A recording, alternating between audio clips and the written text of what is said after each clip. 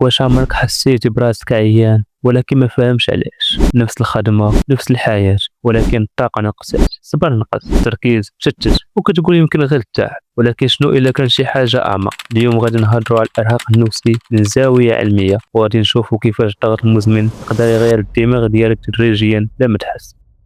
الضغط ماشي عدو، في الحقيقه الضغط هو آلية البقاء اللي كيتعرض الانسان للخطر.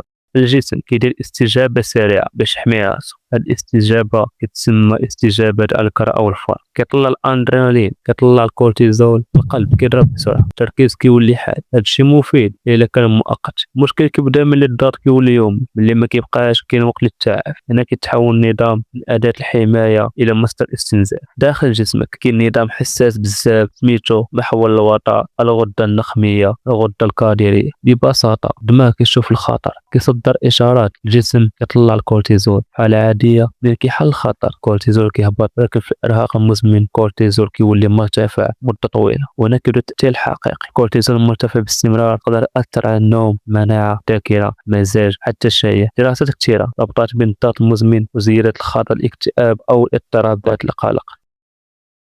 دابا غادي نتعمقوا شويه. كاين ثلاثه المناطق اساسيه كتاثر عليك. اولا اللوزة الدماغية، هي مركز الخوف والانفعال. الضغط كيستمر كتولي أكثر نشاطا، النتيجة حساسية زائدة، توقع الأسوأ، ردود فعل قوية. ثانيا الجبهية أمامية، هي مسؤولة عن التركيز، التخطيط، ضبط النفس، اتخاذ القرار. الضغط المزمن يقلل نشاطها، النتيجة صعوبة التركيز، تشتيت الأفكار، قرارات اندفاعية، ضعف التنظيم العاطفي. ثالثا الحصين، مسؤول على الذاكرة وتنظيم التوتر. الأبحاث بينات أن التعرض الطويل للكورتيزول مرتفع قد يؤثر على وظيفته، النتيجة نسيان، صعوبة التعلم، إحساس بالضباب الذهني. بمعنى آخر الدماغ كيبدل طريقة خدمته من نظام التفكير المتوازن إلى نظام بقاء مستمر.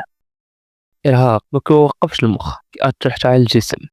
الكورتيزول خاص يهبط في الليل، إلا بقى طالع كيوقع أرق أو النوم غير مريح. الضغط المزمن يقدر يضعف الجهاز المناعي، يعني الجسم كيولي أقل مقاومة للأمراض. دراسات كتبين أن التوتر الطويل مرتبط بزيادة مؤشرات الالتهاب في الجسم.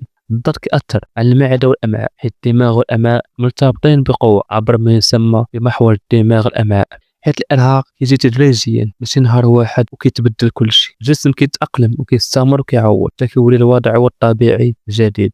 من الخطورة نعتبر التعب عادي، ولكن هو استنزاف طويل.